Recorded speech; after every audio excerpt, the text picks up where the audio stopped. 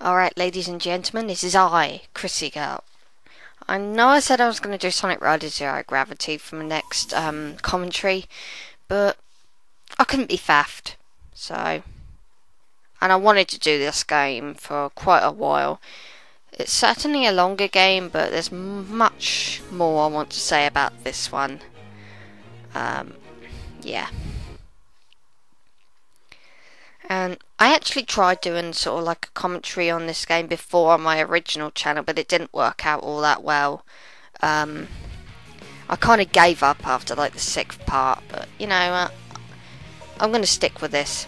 I'm definitely going to try my hardest to stick with it this time. I've got all the footage recorded, I'm just commentating over it. So, yeah. First cutscene. Pretty looking, isn't it? Yeah. As with all my playthroughs, if you don't like me commentating over the gameplay, over the cutscenes, whatever, there is a non-commentary version of this playthrough. If you head on over to VG Playthrough, you can find a non-commentary version of this playthrough up. And yeah, so you know, instead of wasting your time posting a comment, how dare you post commentary, head over there, because I've done 2 versions of this, so yeah.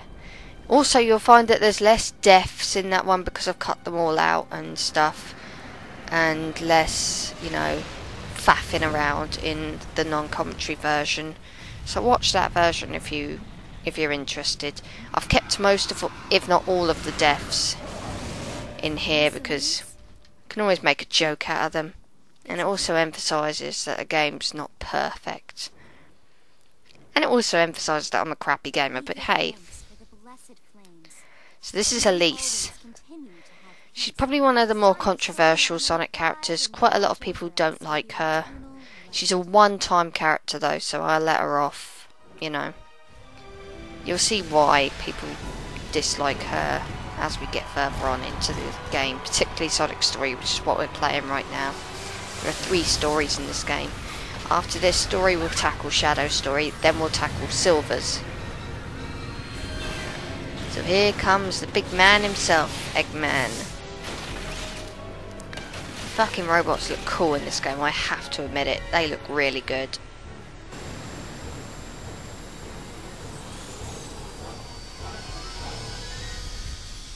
Eggman, on the other hand, he looks a bit. They obviously tried to take a realistic approach to his character, and I don't know. I prefer his more cartoony look. Sonic and realism just don't go together. Well, that's my opinion in any case. And here comes our hero.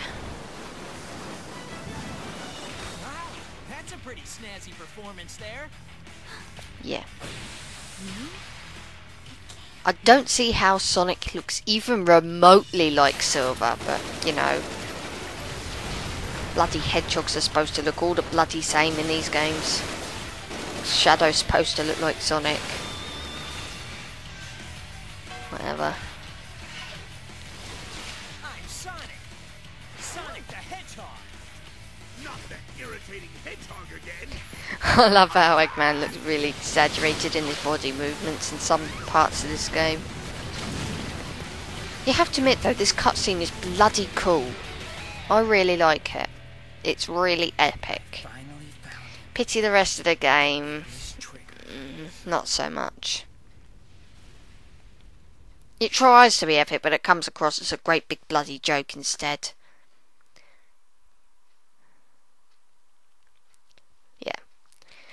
Expect to see this sort of screen a lot. There is a lot of loading in this game.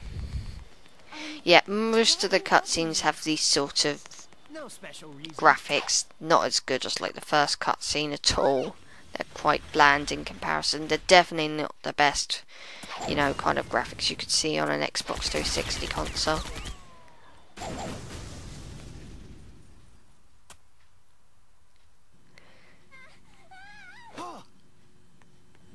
Expect to see this scene a lot as well. Elise gets kidnapped more times than I can count. At least Princess Peach had, you know, the decency to get captured only once per game or something like that. I've got it. And don't worry. At least as far as I know. I know. So yeah. It's only a matter of There's a lot of plot holes in this game that I've found. You can hold on to it for But you know, you'll probably see that as we go along as well.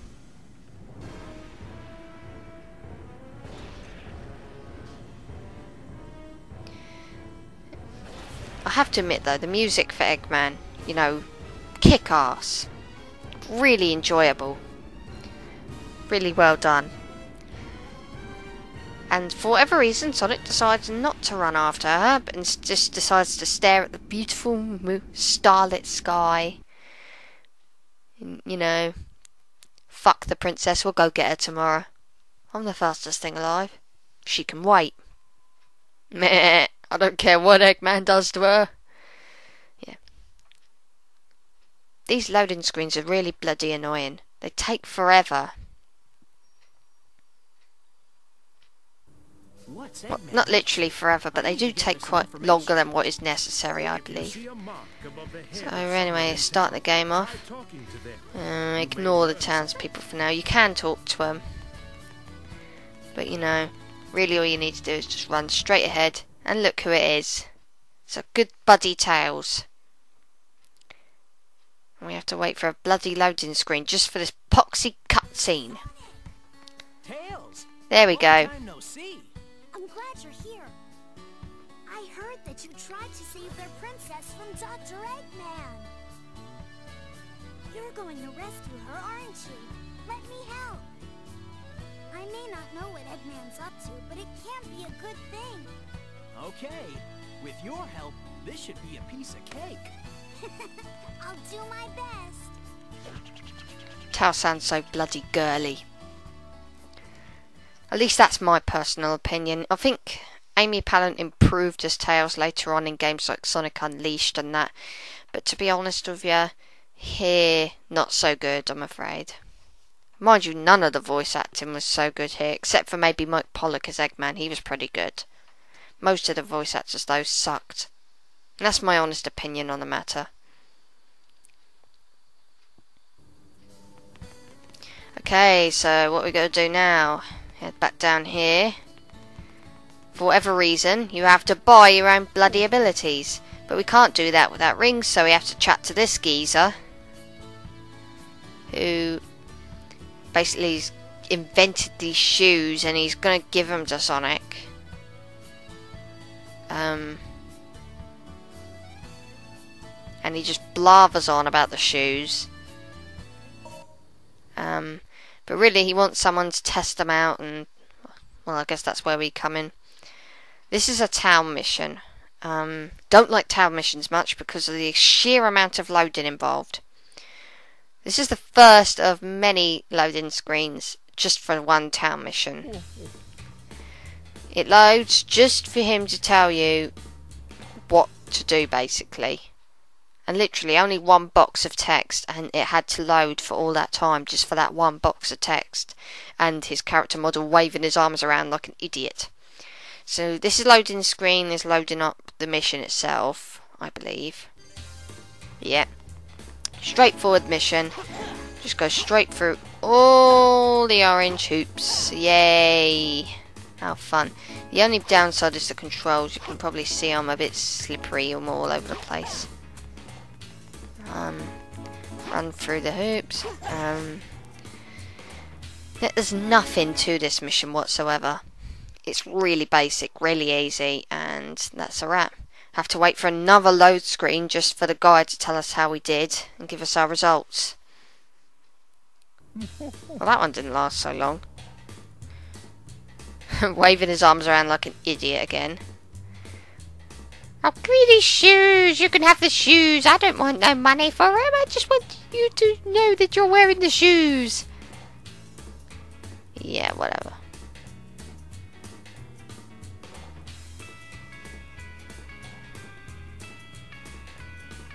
Best shoes in the world, won by the best runner in the world. I'm so happy. Dude, you just gave me a bunch of really cool shoes and you didn't make any money off of them.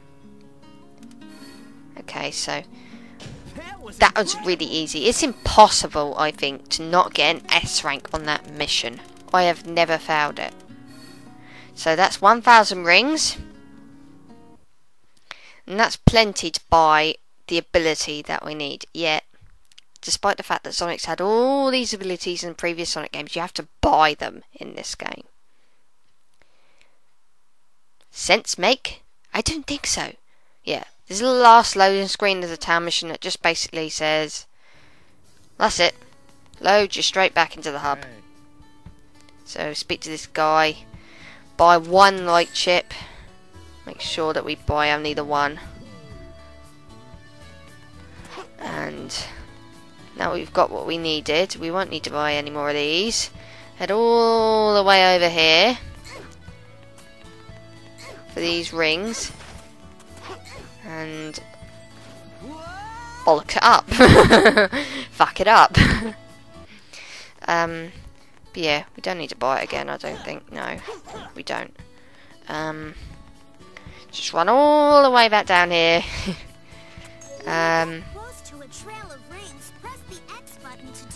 then we just use the X button and the rings will fly into Sonic's groin, and then you can just jump into the magic mirror. Yeah, a fucking magic mirror. How cool is that? Not. I mean, there could have been so many imaginative ways to get to a level, but a magic mirror? Seriously? So anyway, I've got to wait for this sodding load screen again while it loads up the level. Okay, Wave Ocean. Probably one of the glitchiest stages in the game, in my opinion. You know, I like the whole premise of it and all, but so glitchy. I personally prefer Emerald Coast on you know, Sonic Adventure, but you know, sometimes you can glitch through that hoop that I've just literally just gone around.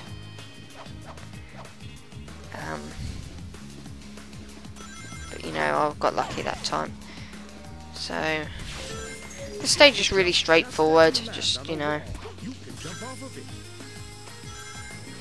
can take this little shortcut here if you get the light dash right.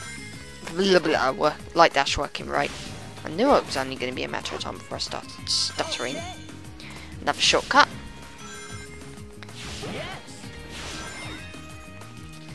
So, I suppose people are wondering what I think of this game. It's kind of shitty. Yeah. Not the worst game I've ever played. I mean, I've played some pretty bad games, but it's pretty bad. I mean, this is definitely the worst 3D Sonic game that Sonic's ever been in. Just really sloppy sort of controls. But yeah, I tend to leave most of my judgment and stuff until I've played the game, but you know, just a quick summarization, I do think this game is kind of shit. Tails, yeah, you get to take control of your amigos as well.